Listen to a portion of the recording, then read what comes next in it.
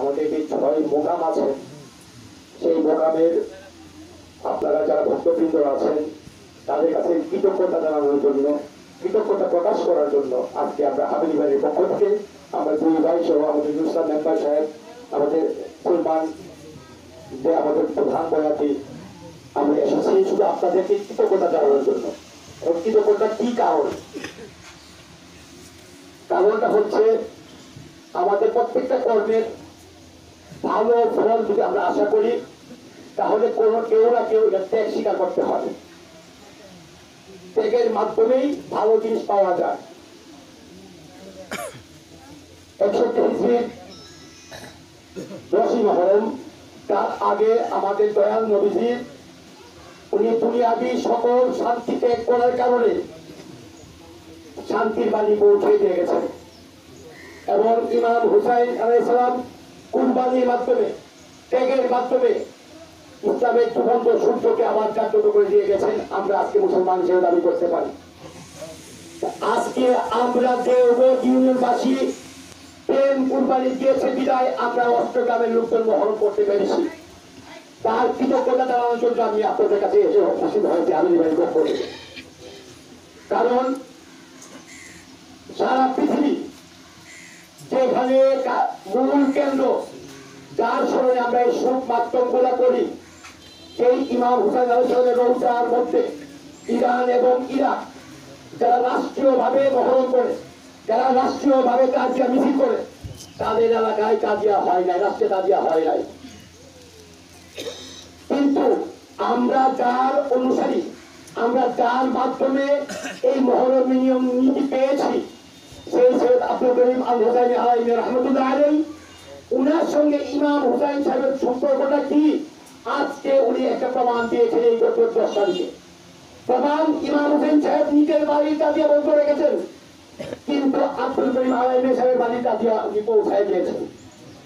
কিন্তু গভীরভাবে চিন্তা করবেন, উনার নিজের বাড়ির তাজিয়া মিছিল বন্ধ, কিন্তু আলাইহির অনুসারী যারা আছে সারা বাংলাদেশে তারা সবাই তাজিয়া মিছিল করতে পেরেছেন। আমরাও করতে পেরেছি। আমরা করতে পারার একমাত্র কারণ হচ্ছেন আপনারা দেওবন্দবাসী আপনাদের প্রেমের কুরবানি দেওয়ার কারণে। আপনারা যদি প্রেমের কুরবানি না দিতেন আপনাদেরও সমস্যা হইতো, আমাদেরও সমস্যা হইতো। আপনাদের প্রেম কুরবানি দেওয়ার কারণে আমরা সুন্দরভাবে সবাই আমাদের এই আনুষ্ঠানিকতা করতে পেরেছি। তার কৃতজ্ঞতা জানানোর জন্য আমরা হাবিলি বাড়ির পক্ষ থেকে এবং 5 গায়ের 2জন সরকার আমাদের অনুষ্ঠান মেম্বার এবং সম্মানপত্র 5 গায়ের পক্ষ থেকে তারা এসেছে আপনাদের প্রতি কৃতজ্ঞতা জানাতে।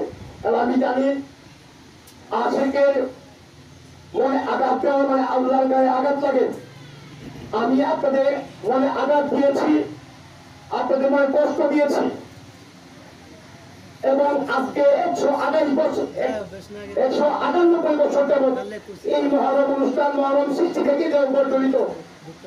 আমি আসার সময় বলেছি, আমার করতে করতে এসেছি, যখন আলাই মিয়া সাহেবের ইন্তেকাল হয় এবং ইন্তেকালের খবর যখন এই দেওবন্দ আসে, তখন দেওবন্দের মানুষটাকে তাকে মারতে চেয়েছে যে মাত্র সাপকে আমরা উঠাই দিয়ে আসলাম, তুমি মৃত্যু খবর নিয়ে আসলাম কিভাবে? তার মানে কি আলাই মিয়া সাহেব ইন্তেকালের পরও দেওবন্দের মানুষকে ভাড়া দিয়ে গেছেন। আলাইয়ের সঙ্গে দেওবন্দের মানুষের আত্মার একটা সম্পর্ক। তারপরে হেকিম মিয়া সাহেব, তারপরে আমাদের বাপদাদা, এখন আমাদের, এবং কাল কিয়ামত পর্যন্ত আমাদের বংশ পরম্পরা আসবেন, দেওবন্দবাসীর সঙ্গে এই সম্পর্ক থাকবে। এবং কিয়ামতের মাঠেও আমরা বিশ্বাস করি আমরা হুসাইনি প্রেমিকগণ একসঙ্গে হাই হুসাইন করতে করতে ইমাম হুসাইন সঙ্গে সঙ্গে আপনাদের মনে উঠবো।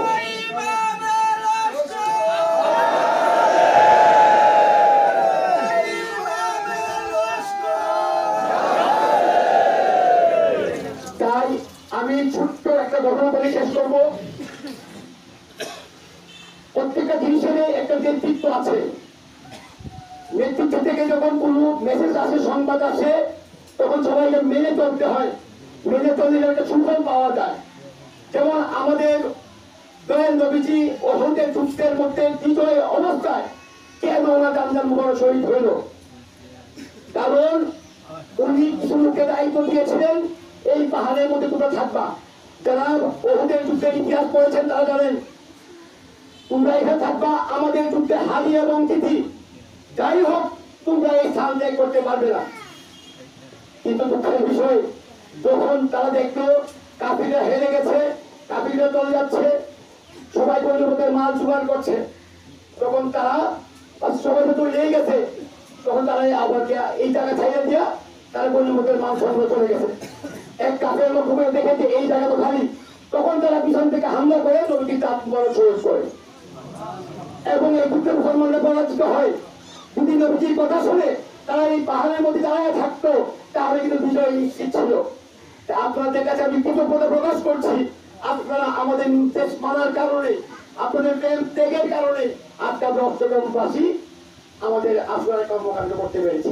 এই জন্য কৃতজ্ঞতা স্বরূপ আমি আবারও আপনাদেরকে কৃতজ্ঞতা জানাই এবং আমার দৃঢ় বিশ্বাস আমরা যদি হাইব্রিড দিকে আছি এবং আপনাদের পরবর্তী নির্মতা আছে এবং মানুষ কার কাছে দাবি করে, যার কাছে অধিকার বেশি তার কাছে কিন্তু দাবিটাও বেশি।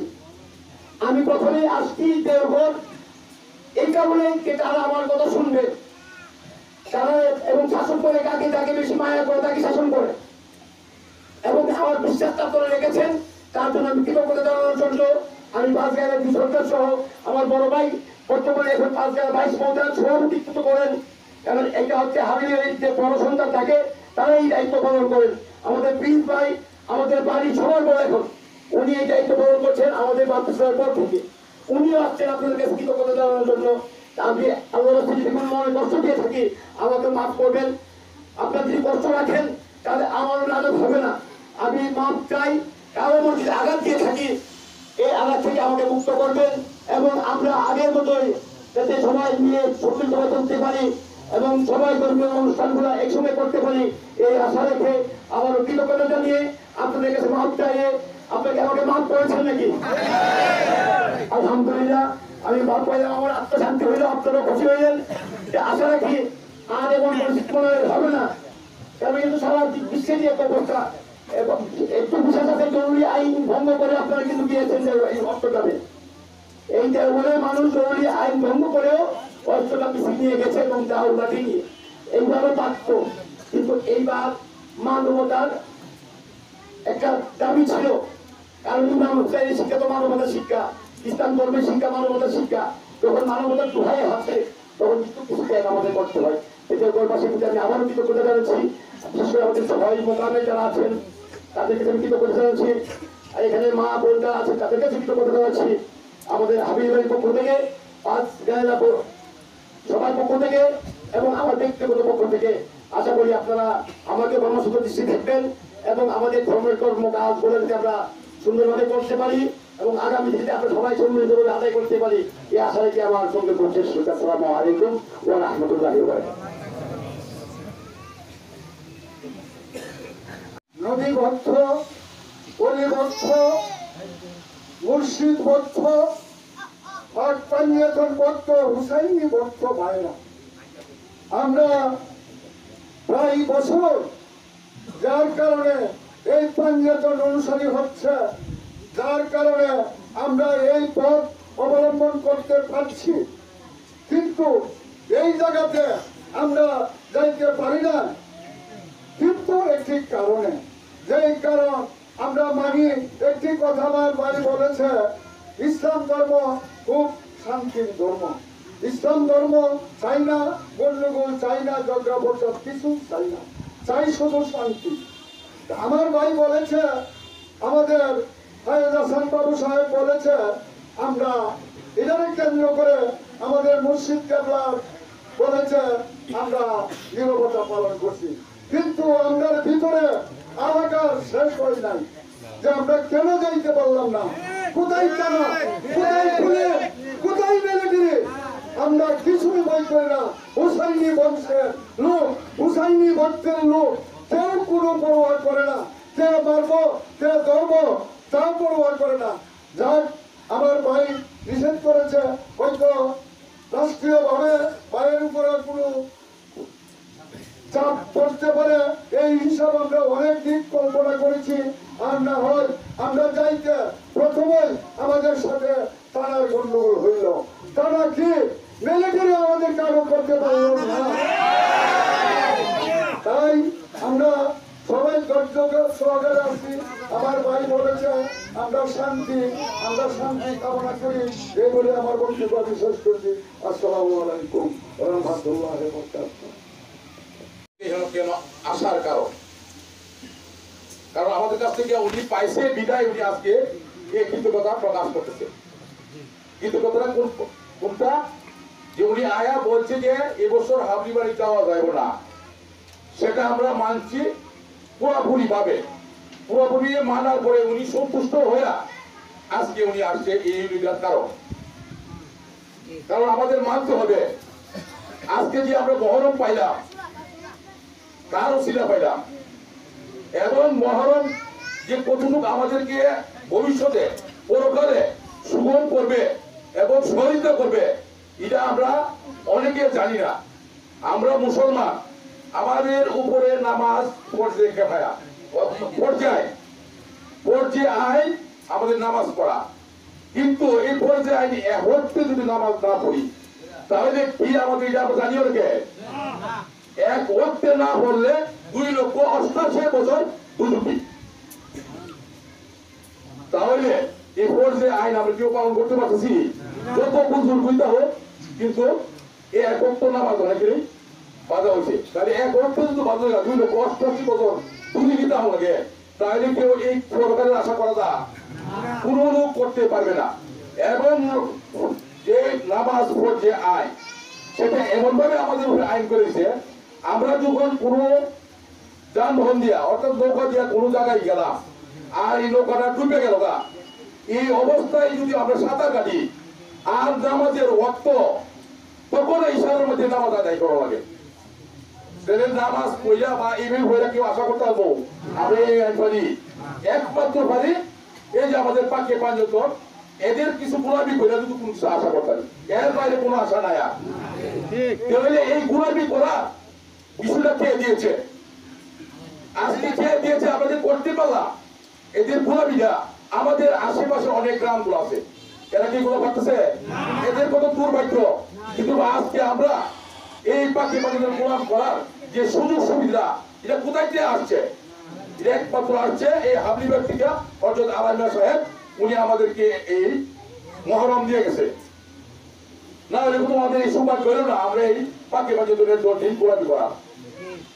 যেখানে এই পাখি পাখিদেরকে আমরা যদি, আমার নবী শেষ বছরে বলে গেছিল যে আমার আওলাদকে যারা ভালোবাসে এবং তাদের দুঃখে দুঃখিত হয়ে খাইস কিয়তে যদি চোখের দিকে নয়নে জল পড়ে, তাহলে কাল হাসরের দিন আমি তাকে সাথে নিয়ে দেবো। এটা পরিষ্কার দলিলের কথা। তাহলে কত বড় জিনিস আমাদেরকে দিয়েছে এই বাড়ির প্রজন্ম থেকে প্রজন্ম, অর্থাৎ মানুষ মরণশীল, বললে নাচি যাইবতল মর। এই পৃথিবীর সকল সৃষ্টি প্রাণী মরতে হবে। এতে এই বংশ প্রজন্ম থেকে প্রজন্ম যারা আছে তাদেরকে আমরা মানতে হবে এবং অনুসরণ করতে হবে। এটা আমাদের দায়িত্ব, আমাদের কর্তব্য করতে হবে। আর আজকে যিনি আমাদের প্রধান আকর্ষণ যে বক্তব্য আছে উনি কৃতজ্ঞতা জানাইছে এবং ওনাদেরকে আমরা ওনাদেরকে এইভাবে আমরা খাটো করতে চাই না, কারণ উনি অনেক উঠতেন।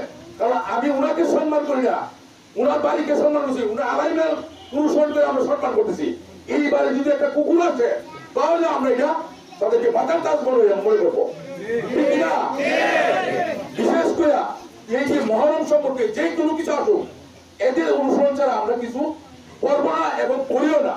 বাস্তব যেমন যেটা এবছর একটা ঘটনা, আপনার এবছর কিন্তু চাপ শুনতো অনেক পরে দেখা গেছে 11 সময় এলাইন হয়েছে, কিন্তু তার পূর্বে কিন্তু টিভিতে দেখা গিয়েছে আমাদের মসজিদের ইমাম সাহেব আমাকে বলছে যে চাপ দেখা গিয়েছে টিভিতে বলেছে আমি একটা এলাইন দিই, এটা আপনার 2 দিন আগে কথা। তখন আমি বললাম ইমাম সাহেব আপনি যত টিভি স্যাটেলাইটে যত কিছু দেখেন আমি কোনোদিন বাইকটা এলাইন দিবেন না যতক্ষণ পর্যন্ত হাবলি বাড়ি কোন নির্দেশনা না আসছে। পরবর্তী উনি আসলে কোয়ার টিভি দেখলাম আর বাদ্যান টিভি, এই দেশ মহরম হাবলি বাড়ির নির্দেশ ছাড়া কোনো কিছু হয় নাই।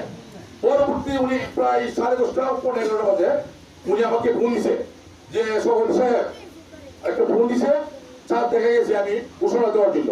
আর কে বলছে? ও সাহেব জন্য স্যার। আর কোন নাম্বারটা চিনে নাম্বারটা সেভ করা, ঠিক আছে? আমরা এলান দিয়ে দিই। আমরা সেভাবে অনুসরণ করি এবং সেভাবে মানতে চাই। আপনাকে আরেকটা ভরসা দিতে চাই, মানুষ সকলে আজকে ইসলাম মতো রাজনীতির ক্ষেত্রে ইসলাম নেওয়া রাজনীতিতে বুদ্ধি নেওয়া অনেক কিছু হয়েছে, যার ফলে আসছে রাজনীতি করা কিন্তু খারাপ জিনিস না। আপনি নিজে একজন রাজনীতিবিদ এবং রাজনীতি করে দেন, সেই ক্ষেত্রে বাংলাদেশে আওয়ামী লীগ বিএনপি দুইটা দল, এর বাইরে কিছু নাই। কিন্তু আপনি গত নির্বাচনের আগের নির্বাচনে আওয়ামী লীগ দুইটা বাদে আপনি স্বতন্ত্র প্রার্থী হিসেবে আসছিলেন। অষ্টগ্রাম উপজেলার 43টা সেন্টার, এর মধ্যে যে সেন্টার আপনি বিপুল ভোটে বিজয়ী হয়ে গেছেন। কতটুকু আপনি ভালোবাসে এবং যে তুই আরেকটা ওয়ার্ড করেছে আমাদের যৌথভাবে সাবিয়ানগর, যার ফলে এখানে আমরা ভোটটা এলোমেলো হয়ে যাবে। কিন্তু আর 2 ওয়ার্ডের যে ভোটটা তার যে সেন্টার হয় সেখানে কিন্তু অর্ধেকটার চেয়ে বেশি আরো কাগজি গ্রামে। এরপর আপনি দানি শীষ আর আওয়ামী লীগের মনোনীত এবং বাদ দিয়া আপনি বিজয়ী করে আসছেন একমাত্র হাবলি বাড়ির কারণে। হাবলি বাড়ির পায়ের দোয়ে রাখতে এই দেশের মানুষ অন্যরকম হয়ে যাবে। কাজে আপনি কৃতজ্ঞতা দেওয়া আপনি ছোট হবেন না, আপনাকে আরো উঠে আমরা রাখতে চাই। আমরা মহরমের ব্যাপারে হাবলি বাড়ির যে ডিসিশন দেয় সেই ডিসিশন মতো আছি, এর বাইরে আমরা কোনোদিন যাব না। এই জন্য আমার সকলের প্রতিজ্ঞা, আপনি যে নির্দেশনা দেন সেই নির্দেশনাই চলতো।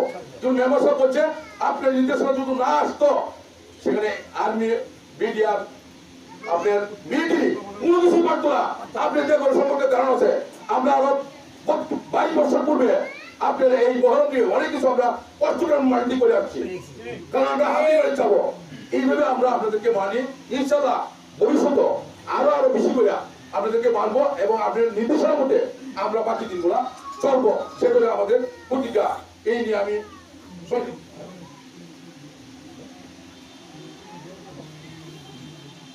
মূল বিষয় হলো আমরা পাঞ্জতনের ভক্ত, 8টা ইউনিয়ন আছে, অষ্টগ্রাম আছে। আমরা আশা করি ফার্স্ট সিটিজ হিসেবে দেবগঞ্জ ইউনিয়ন সবচেয়ে বেশি আছে বাকি পাঞ্জতনের বক্তব্য। এবং আজকে আপনি প্রথমই আসছে সেই কৃতজ্ঞতার জন্য দেখব, কারণ গাছ কি পরে পরিচয় আমরা পর দেই, আপনারা যে মাঝে বাহবা দেন এবং কৃতজ্ঞতা প্রকাশ করেন। তা আমরা ভবিষ্যতে যত কিছু আসুক মহানম বিষয় নিয়ে আমরা হাবলি বাড়ির নির্দেশ ছাড়া আমরা কোনো কিছু করবো না। এটা হলো আমরা সকলের প্রতিজ্ঞা এবং ভবিষ্যতে আমরা সকলে যাতে এই হাবলি বাড়ির নির্দেশনা নিয়ে মহরম পালন করতে দিই, সকলের কাছে আমার বিনীত আলোচনা আমরা নিজেরা করবো। এই নিয়ে আমার সংক্ষিপ্ত আলোচনা শেষ করলাম। আসসালামু আলাইকুম।